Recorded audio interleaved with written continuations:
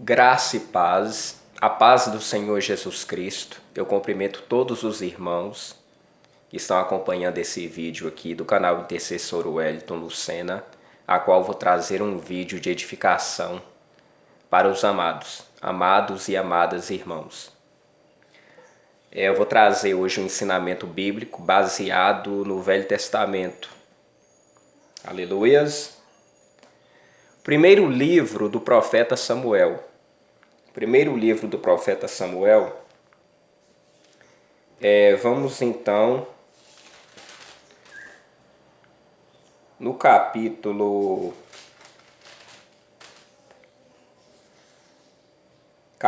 4, versículo 18 e 19.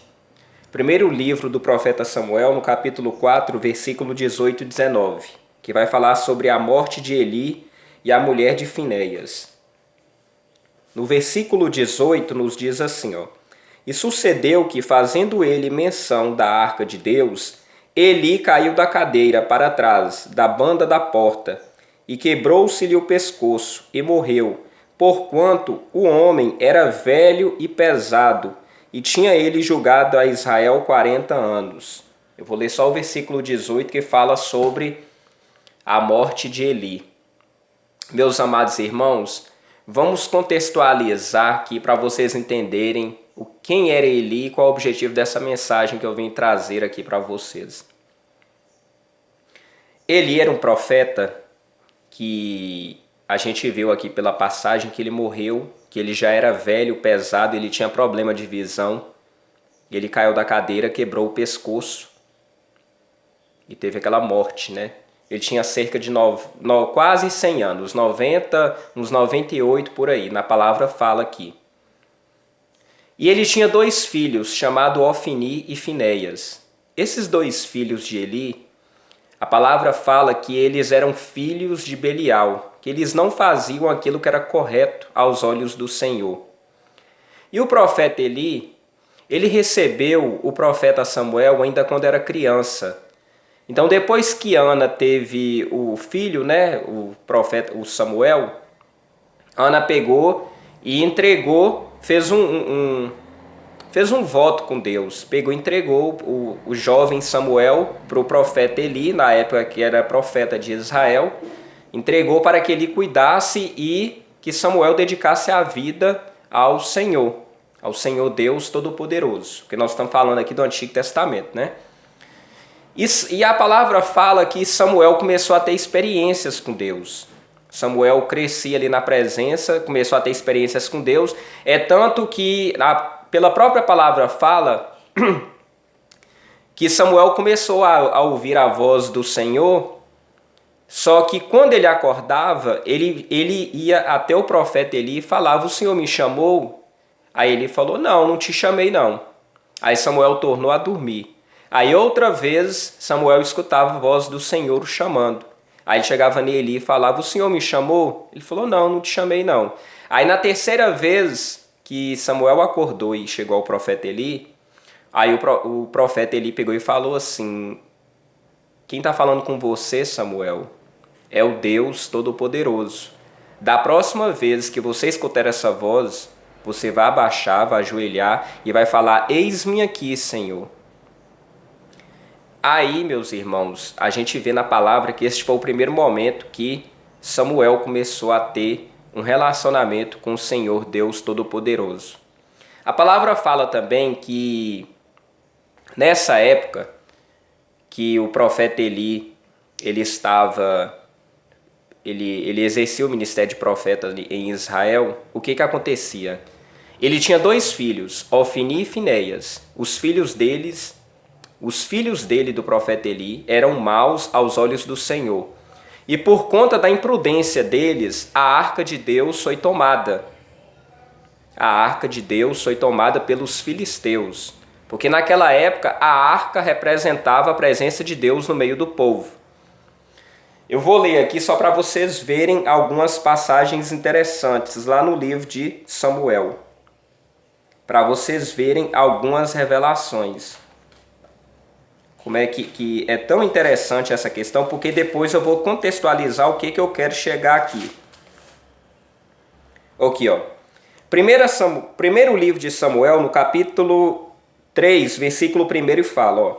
E o jovem Samuel servia ao Senhor perante Eli, e a palavra do Senhor era de muita valia naqueles dias, não havia visão manifesta. Então, Ana entregou Samuel a Eli. Samuel era criança, jovem, e Eli já era um velho de idade.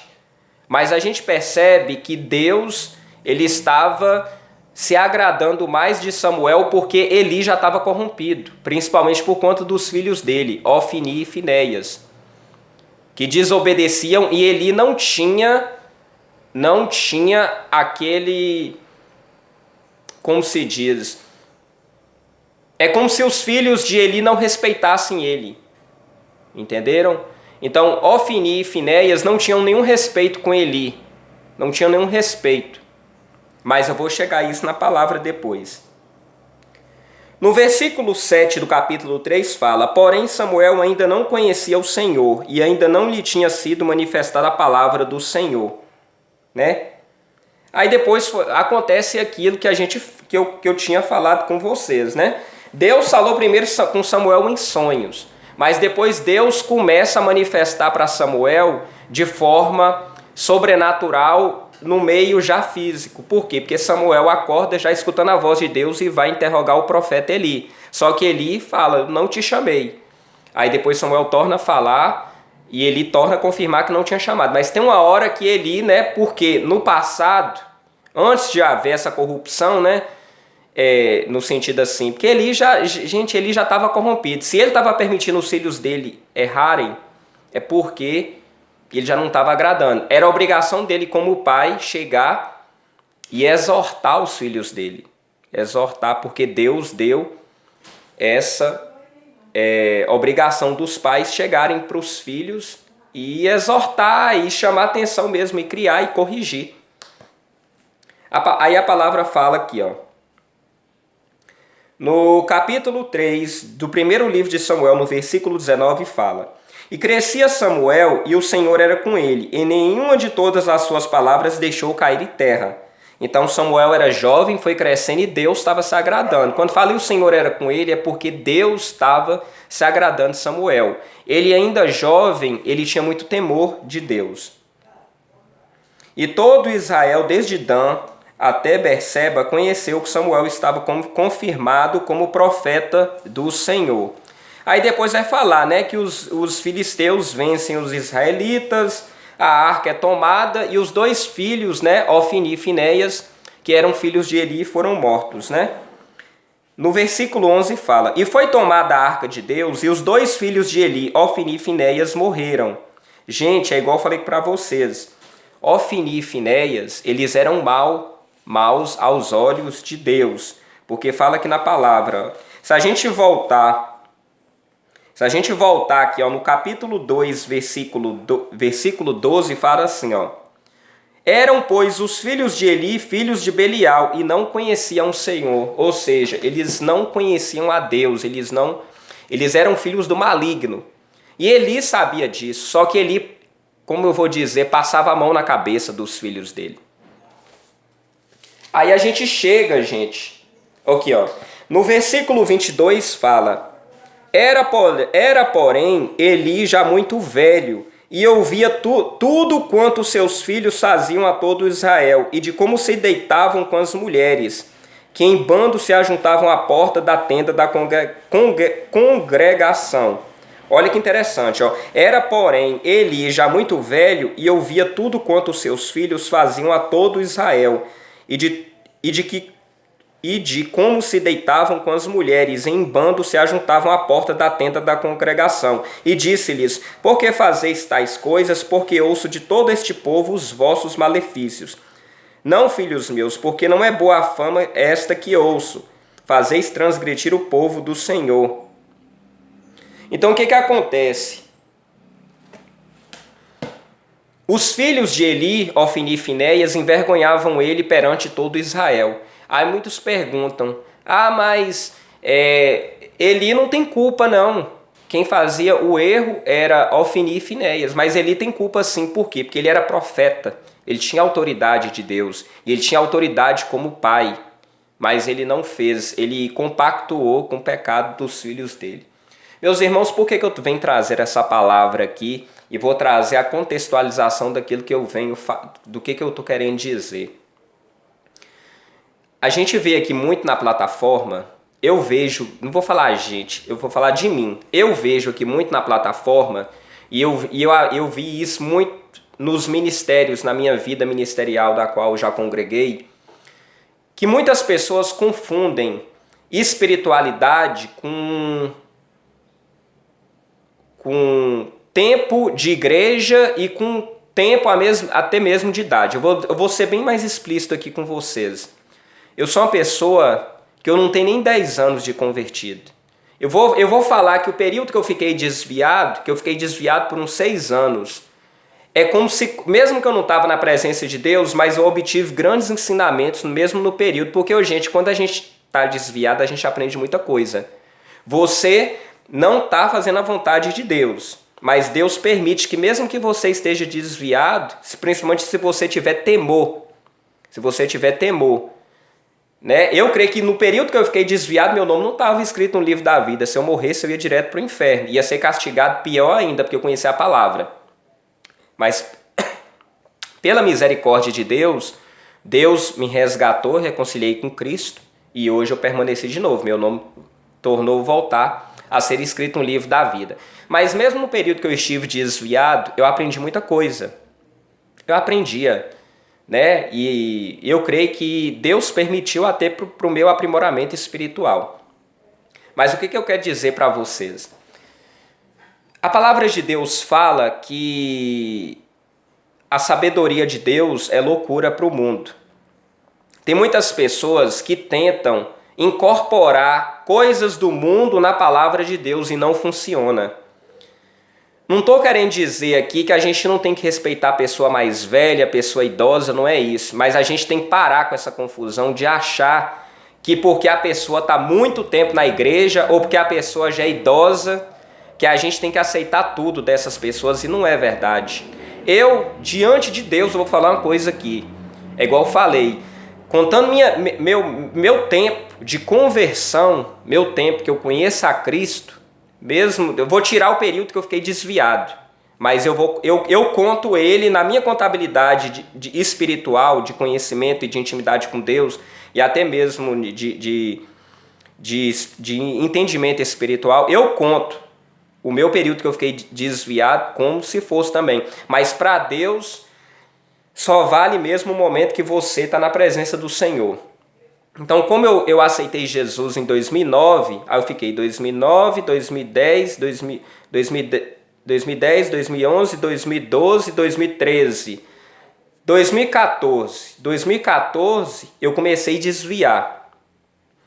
Aí eu fiquei desviado. 2014, então 5 anos. 2014, 2015, 2016, 2017, 2018, 2019. 6 anos desviado eu fiquei, né? E agora reconciliei de novo. O que eu estou querendo dizer para vocês? Eu não troco a minha experiência com Deus, a minha intimidade com Deus, a fome que eu tenho da palavra, porque eu leio, viu, gente? Eu vou pegar qualquer versículo que vocês podem... Aqui, ó. A minha Bíblia ela é toda marcada. Vocês podem ver, porque é sinal de que eu leio. Eu leio muita palavra. Aí, ó. A minha Bíblia é marcada, porque eu tenho sede, graças a Deus. Então, o que eu estou querendo dizer para vocês, meus irmãos, é porque eu não troco a minha vida espiritual por certas pessoas que estão muito tempo na igreja e por muitas pessoas que têm idade avançada que estão na igreja. Isso não existe. Isso não existe. A gente não é obrigado a ser subserviente, entendeu? Porque a pessoa vai falar para você, eu tenho 30 anos de crente, eu tenho 60 anos de idade, eu tenho 60 anos de... Você tem que me respeitar. Não é assim não, meus amados. E a pessoa ainda vem impor, você tem que me respeitar como cristão, porque eu tenho 70 anos de idade, porque eu tenho 40 anos de crente. Às vezes a pessoa tem estudo de crente, tem essa idade toda e tem não sei quanto de ministério, mas a pessoa não sabe nada espiritual. Você sabe o que eu percebo muitas vezes? Muitas vezes a pessoa tem até muita arrogância, é muita arrogância. E eu vou mostrar para vocês na palavra aqui que isso não conta. Quando Jesus estava crucificado na cruz, ele tinha dois malfeitores, um do lado direito ou do lado esquerdo. Teve um que zombou, que ainda falou assim, ó, se tu és o Filho de Deus, desça que agora manifeste o teu poder e saia aí dessa cruz. Mas teve outro que pegou e exortou, falou assim, um dos ladrões falou com o outro, falou assim, mesmo nessa condição você ainda não teme a Deus?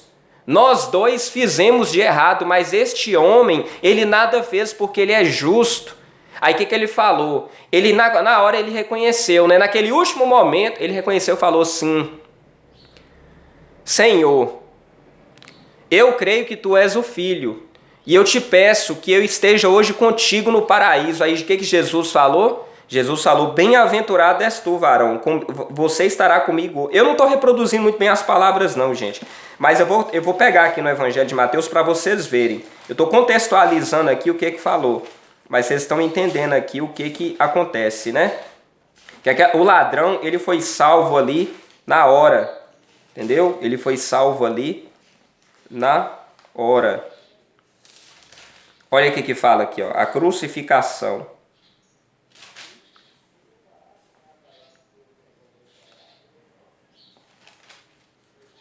Estou abrindo a palavra aqui na hora, viu, gente? E passavam blasfêmia e foram crucificados. Aqui, ó. E foram crucificados. Evangelho de Mateus, no capítulo 27, versículo 38. E foram crucificados com ele 2 salteadores, um à direita e outro à esquerda. E os que passavam blasfemavam dele, maneando a cabeça, e dizendo: Tu que destróis o templo e em 3 dias reedificas, salva-te a ti mesmo, se és o Filho de Deus, desce da cruz. E da mesma maneira também os príncipes dos sacerdotes com os escribas, anciãos, fariseus, escarnecedores diziam. Aqui não está falando o evangelho de Mateus não, vou caçar aqui outro evangelho, o de Lucas deve especificar melhor. Vocês estão percebendo que graças a Deus eu sei manejar a palavra, gente, porque para Deus o que importa é isso aqui, ó. É a pessoa saber manejar a palavra, saber achar aonde que se encontra os versículos e capítulos. A crucificação. Aqui, ó. Evangelho de Lucas. Vocês estão vendo que minha Bíblia é toda marcada. Minha Bíblia é toda marcada. Evangelho de Lucas. No Evangelho de Lucas, no capítulo 23, nos diz assim, ó. Capítulo 23, versículo 39 ao 43. 39. E um dos malfeitores que estavam pendurados blasfemava dele, dizendo: Se tu és o Cristo, salva-te a ti mesmo e a nós. Respondendo, porém, o outro, repreendia-o, ou seja, o outro repreendendo o que estava blasfemando, dizendo: Tu nem ainda temes a Deus, estando na mesma condenação? E nós, na verdade, com justiça, porque recebemos o que os nossos feitos mereciam, mas este nenhum mal fez. E disse a Jesus, o ladrão disse a Jesus, ó, Senhor, lembra-te de mim quando entrares no teu reino? E disse-lhe Jesus, em verdade te digo que hoje estarás comigo no paraíso. Vocês estão vendo? A palavra fala que ele era um salteador, mas não fala se era velho, não fala se era novo, não dá essas condições de idade. Mas o que Jesus percebeu? A questão da fé. A questão da fé. Entendeu? O que eu quero dizer para vocês, cuidado. Isso aqui às vezes muita gente não sabe. Cuidado com essas pessoas que tentam impor uma certa autoridade, principalmente tentam impor a autoridade espiritual, tentando colocar o tempo de ministério, falando que tem 30, 40, 50 anos de igreja, ou porque a pessoa ela é muito velha de idade. Isso não existe, gente. A pessoa ela tem autoridade espiritual, sabe como é que é? É pelo conhecimento da palavra, ou então pela intimidade que ela tem com Deus em oração. Certa vez, para não falar que eu tô trazendo um discurso aqui contra pessoas idosas, contra pessoas velhas, não é isso. Certa vez, eu fui de uma igreja Assembleia de Deus, e eu sou muito observador. Eu era novo convertido. Eu fui de uma igreja da Assembleia de Deus que eu conheci uma mulher, uma senhora uma mulher bastante idosa, que essa mulher que eu via que ela era realmente convertida. Sabe por quê? Eu vi a diferença na vida dela. Primeiro, era uma mulher muito humilde no sentido assim. Certa vez eu passei uma luta espiritual, eu estava, na época que eu era novo convertido, teve um rapaz que ele ficou um ano me cercando querendo envolver comigo. E eu na época, né, gente, era novo convertido, eu orava e tal, mas eu não sentia aquela força para resistir. Eu tinha aquele medo de cair com esse rapaz. Aí eu cheguei no pastor da igreja e falei com ele. Eu falei, pastor, eu tô passando uma luta, tem um rapaz que tá me cercando e eu tenho medo de cair com ele, porque tem quase um ano já que onde que eu vou, esse rapaz, ele me olha, ele me encara, ele passa de moto, ele me encara, na rua ele me encara e tal. Isso na época, gente. Aí o que aconteceu? Você sabe o que esse pastor falou? Ele falou assim, irmão, o senhor devia tomar vergonha de sua cara, o senhor tá precisando de serviço na igreja. Gente, quando ele falou aquilo comigo, na hora, tipo assim, ele me julgou porque ele não se colocou no meu lugar, ele não teve empatia nenhuma. Aí eu cheguei pra essa irmã e falei com ela depois, né? O que ele foi? Um banho de água fria quando aquele pastor falou comigo. Aí eu cheguei pra irmã e falei, eu vou até falar o nome dela, Irmã Salvina. A mulher lá em Pedra Azul, todo mundo gosta dela e vê a espiritualidade, que ela é uma serva de Deus. Eu falei, Irmã Salvina, fui lá na casa dela, procurei, eu falei assim, me ajuda em oração, eu sei que a senhora é uma mulher de Deus, eu tô passando por uma luta assim e tal, tem um rapaz que tá me perseguindo, eu tenho medo de cair com ele, porque ele tá me provocando demais. Sabe o que essa irmã me falou? Ela só falou assim, irmão, eu vou te orar, porque eu tenho mais ou menos noção do que é essa luta, mas eu vou orar por você sim, vou te ajudar em oração. Então em nenhum momento essa mulher me julgou. O que ela fez? Ela orou, eu fiz uma campanha junto com ela, nós oramos por esta causa para repreender esses demônios que estavam usando esse rapaz, né, que estava me cercando na época. Em nenhum momento ela me julgou, em nenhum momento ela me exortou no sentido de tentar me colocar como se eu fosse culpada. E eu não caí com esse rapaz não, gente. Depois eu tive até uma conversa com ele. Depois. Eu cheguei pra ele, passou um tempo, eu cheguei pra ele e falei, fulano, o que tá acontecendo que eu tô vendo que você tá me cercando demais, você sabe que eu não tô me envolvendo com homem e tal. Aí ele ainda deu uma de vítima, só que ele falou umas coisas comigo na época, a forma como ele falou comigo, no dia que eu tive uma conversa com ele, que na hora eu vi que era um laço de Satanás, eu tomei ódio da cara dele, porque ele falou umas coisas comigo que me magoou muito. Ele ainda falou assim comigo, quer ver o que ele falou comigo na época? Ele falou assim, mas você tá pensando que vai acontecer o quê? Que eu vou beijar na sua boca? Como se fosse assim. Ele queria envolver comigo, mas a forma como ele falou, que disse que queria só sexo, que não queria beijar na minha boca, que naquilo ali me deu um desânimo na hora. Eu falei, nossa, você é podre demais, cara. Cai fora, não quer nada de você não. Agora que eu tô vendo a verdade, quem você é. Você tá pensando o quê? Que você ia ficar comigo, só chegar e ter uma relação sexual? Não, eu não envolvo com ninguém dessa forma, não. Aquilo ali foi um motivo para eu cair fora desse homem. Mas enfim, são águas passadas. Mas Deus permitiu ter uma conversa com ele que eu fui tentar entender o que ele estava querendo comigo. Aí, meus irmãos, o que eu estou querendo dizer para vocês é isso. Não deixem ser intimidados porque uma pessoa vem chegar para vocês e falar, eu tenho muito tempo de igreja, eu tenho certa idade, você tem que me respeitar. Não é assim não, gente. E eu vejo muito isso aqui na plataforma. Olha o que a Bíblia fala lá, na primeira carta de Timóteo, no capítulo 5, a partir do versículo 1. O título ainda é Acerca dos Velhos e Viúvas. Primeira carta de Timóteo, no capítulo 5, fala assim, não repreendas asperamente os anciãos, mas admoesta-os como a pais, aos jovens como os irmãos. As mulheres idosas como as mães, as moças como as irmãs, em toda a pureza. Tá vendo?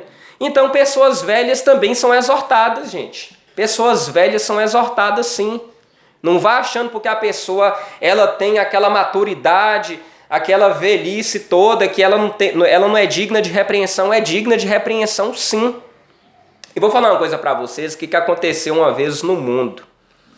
Certa época eu fui professor de escola pública. E escola pública, quando a gente é aluno, a gente tem uma certa perspectiva, mas quando a gente é professor, então a gente tem outra. Eu vou dar um exemplo aqui. Quando eu era aluno, eu tinha certas professoras e professores que eu admiravam, né, por aquela bagagem de conhecimento e tal.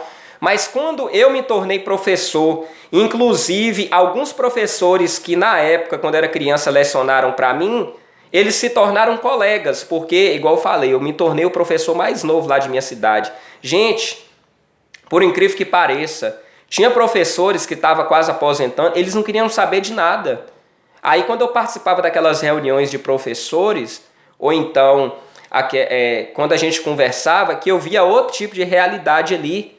Então tinha professores que até mais velhos que até pagavam para eu fazer certos serviços para eles, no sentido assim de preencher diário, de preparar aula. Porque, como se diz, a pessoa quando ela é novata no emprego, então um jovem professor que está adentrando, às vezes ele dá o sangue ali para ele mostrar serviço.